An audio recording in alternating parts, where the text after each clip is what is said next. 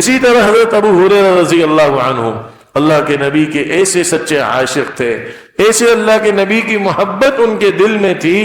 کہ حضرت ابو ہریرہ رضی اللہ عنہ سن 7 ہجری میں اسلام لے کر آئے، لیکن فرمایا جب تک میرے محبوب زندہ ہیں میں شادی نہیں کروں گا، میں دنیا کا کوئی کام نہیں کروں گا، اور مسجد نبوی میں اللہ کے نبی کے در پر پڑے رہتے۔ تو ایک دفعہ بعد میں صحابہ نے کچھ اشکال کیا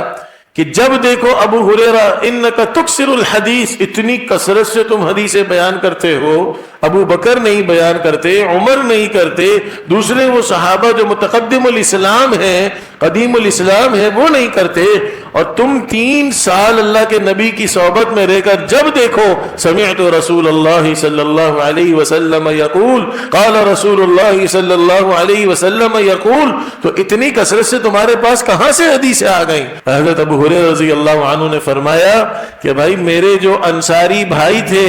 وہ کاشتکار تھے، میرے جو مہاجرین بھائی تھے وہ تاجر تھے، اور ایک ابو ہریرہ تھا جو اللہ کے نبی کے در پر پڑا رہتا تھا، بشبع بطنی فرماتے ہیں، یعنی صرف یہ فکر رہتی تھی کہ کہیں سے کوئی ایک آدھنے والا کوئی کھجور مل جائے اور موت نہ آ جائے، بھوک کی وجہ سے مر نہ جائے، بس اس فکر میں پڑا رہتا تھا۔ اور کتنی دفعہ ایسا ہوا کہ بھوک کی وجہ سے بے ہوش ہو جاتے، اور اس زمانے میں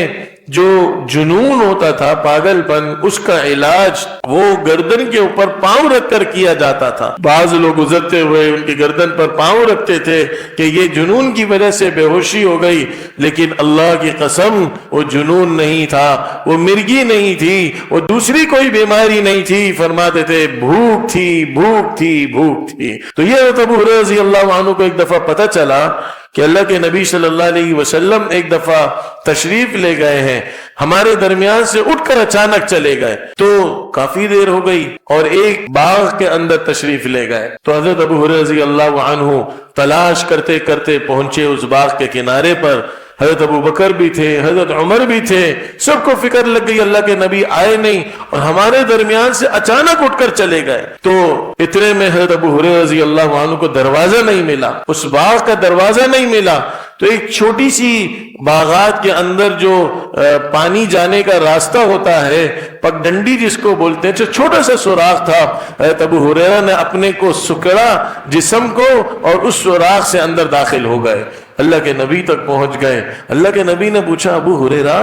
تم یہاں کیسے؟ فرمایا، پورا قصہ بیان کیا، یا رسول اللہ ابو بکر عمر بھی باہر کھڑے ہیں، آپ ہمارے درمیان سے اچانک اٹھ کر چلے گئے تو ہمیں فکر ہوئی، وہ تو ٹھیک ابو ہریرہ باغ کے اندر کیسے آئے؟ دروازہ بند۔ فرمایا، یا رسول اللہ اس طرح میں نے اپنے جسم کو سکڑا اور میں اس سوراخ سے اندر داخل ہو گیا۔ اللہ کے نبی صلی اللہ علیہ وسلم اتنا خوش ہوئے اور آپ نے ان کو دعا دے دی، اور یہ اللہ کے نبی نے ان کو ابو ہریرہ کا لقب دیا۔ ابو ہریرہ ایک دفعہ اللہ کے نبی نے محبت میں کہا، بلی سے کھیل رہے تھے، ہریرہ بلی کو کہا جاتا ہے، تو اس کے بعد آپ نے کہا یا ابا ہریرہ، فرمایا آج کے بعد مجھے سب ابو ہریرہ کہیں، اور ابو ہریرہ کے نام سے اتنے مشہور ہوئے کہ اصل نام آج تک بڑے بڑوں کو نہیں پتا کہ حضرت ابو ہریرہ کا کیا تھا۔ تو یہ اللہ کے نبی صلی اللہ علیہ وسلم کی ان سے محبت